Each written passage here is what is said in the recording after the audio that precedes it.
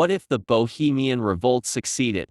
In our own timeline, the lands of the Bohemian Crown in modern-day Czech Republic and Silesia were a very influential part of the historic Holy Roman Empire, and its king were one of the 7 electors of the emperor alongside Brandenburg, Cologne, Mainz, Palatine, Saxony, and Trier. In 1526, the lands of the Bohemian Crown would fall to the Habsburg under Ferdinand I. In the 14th century, the Czechs would convert to the Hussite faith and Proto-Protestant religion.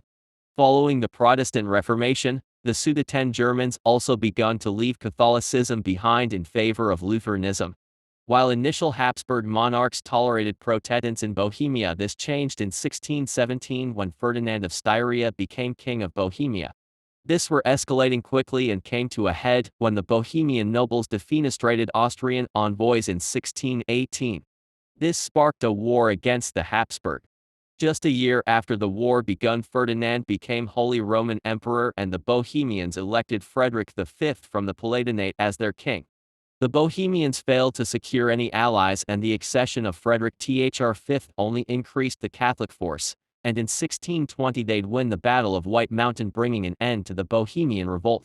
The revolt would lead to the 30 Years' War, in which multiple powers intervened, but in the end, while the Habsburg lost, Bohemia failed to become independent, and Protestantism would be subsequently stamped out and bearing briefly following its independence in 1918. Protestantism never really returned to the Czech lands and nowadays only makes up 1%.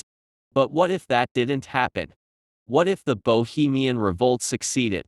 In this timeline, instead of Frederick V, the Bohemians pick a local nobleman as king.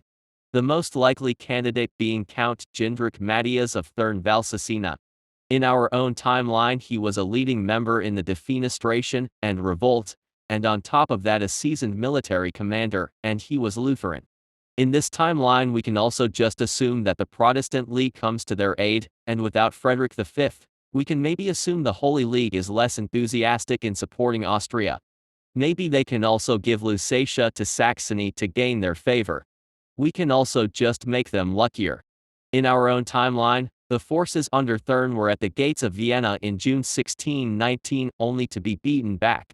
Here they win, and soon later in August a peace treaty is signed in Prague.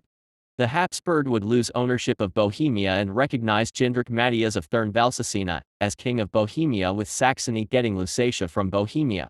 Transylvania, which joined the war, would also expand into Slovakia, and while not in the treaty, it wouldn't take long until Austria would be fully kicked out of Hungary by the Ottoman Empire. This peace treaty would be devastating for Austria, as they lost their wealthiest and most important crown lands, breaking their dominance over the Holy Roman Empire, as they aren't any stronger than the other German states like Bavaria, Bohemia, Saxony, or Prussia. More importantly, in 1619 there was an imperial election as Emperor Matthias died. This is where Bohemia is crucial, as before there were 3 Protestant electors in the form of the Palatinate, Saxony, and Brandenburg, and 4 Catholic electors in the form of Mainz, Trier, Cologne, and Austrian Bohemia, but now Bohemia tips the scale in favor of the Protestants. In our own timeline, there was a plan to make Frederick V of the Palatinate Holy Roman Emperor, but it failed. But I think here it can succeed. Of course, Frederick would vote for himself, and the Bohemians would love to stick it even deeper to the Austrians, while Saxony was bought with Lusatia, leaving only Brandenburg, who would probably with the right monetary incentive get convinced to vote for him, and thus Frederick V could become Holy Roman Emperor as Frederick IV. A Protestant and even Calvinist emperor would be shocking to say quite the least, and Frederick would begin to enact policies favoring Protestants, for example expanding Cuius Regio Iulis Religio to include Calvinists.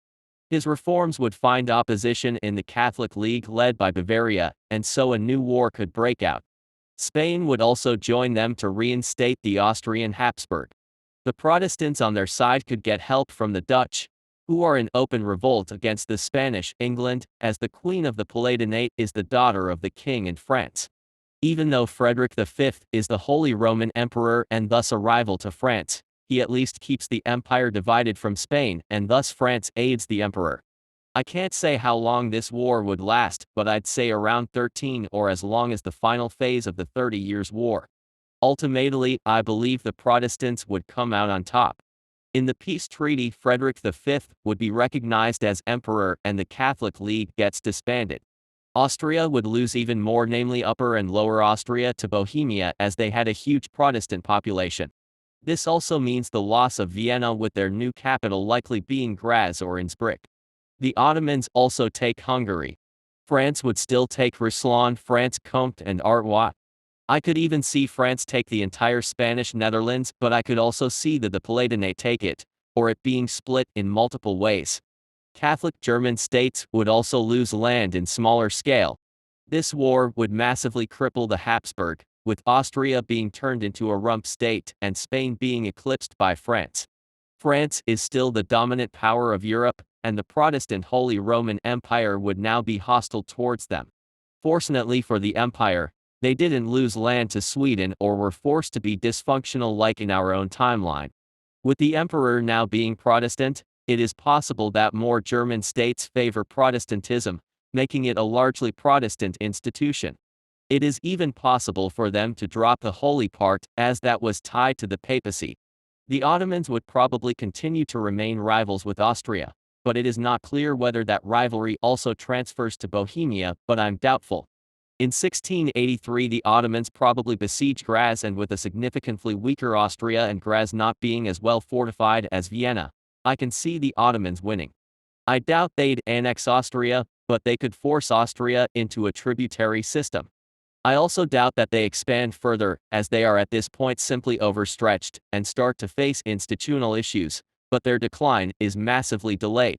In 1685 a Palatine succession war would break out as a Catholic would ascend to the throne, although with a stronger Protestant force. I think his reign would be short-lived and a Protestant ruler would be instated, probably under the House of Palatinate-Birkenfeld.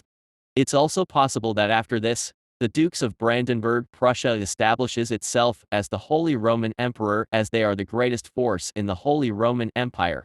In 1701 the War of the Spanish Succession would break out, and the opposing sides would be similar, as the Protestant Holy Roman Emperors would now view France as the greater threat. The only difference is that after the war Brandenburg Prussia gains their Italian holdings, but it is doubtful how long they can hold it, as they have only naval access through the Baltic. The French and Indian War would still happen, but it wouldn't spread to Europe without conflicts over Silesia, and the British still defeat the French.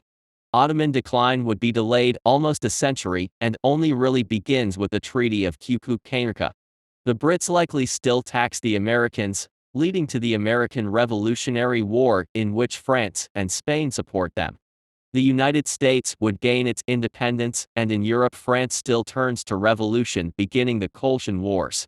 In this version of the Napoleonic Wars it would be Brandenburg Prussia that takes the role of Austria, and while the Austrian Empire is missing, I don't think the Napoleonic Wars are fundamentally changed. In the post-war Belgium would likely be a part of France, and Prussia would expand into the west.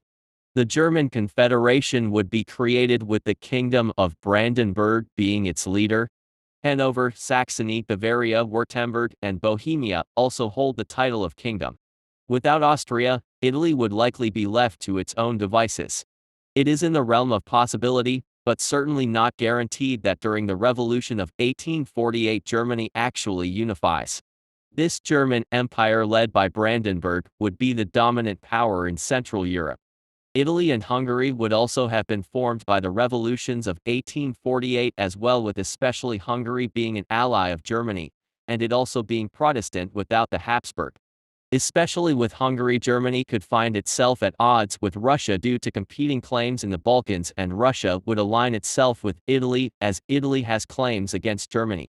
As for the other two great powers, France and Britain, this quickly becomes a dilemma, as either side winning would essentially mean that they dominate Europe, although I could see the British slightly favoring Germany, and France Russia. If a war were to break out between Germany and Russia, it would be in the late 19th century, as Germany would be far more industrialized, but and then French threats of intervention would stop Germany. At this point it becomes difficult to continue the timeline, especially with all the butterflies that have been created so far. For example, many monarchs wouldn't exist, as their fathers likely wouldn't marry Habsburg princesses. In this timeline, Protestantism would be a more dominant religion in almost all of Germany, Czechia, Hungary, and parts of Austria, who are nothing but a rump state in this timeline, but eventually Bohemia would find itself in an empire, but it being Berlin and not Vienna.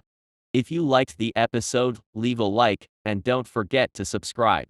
Goodbye.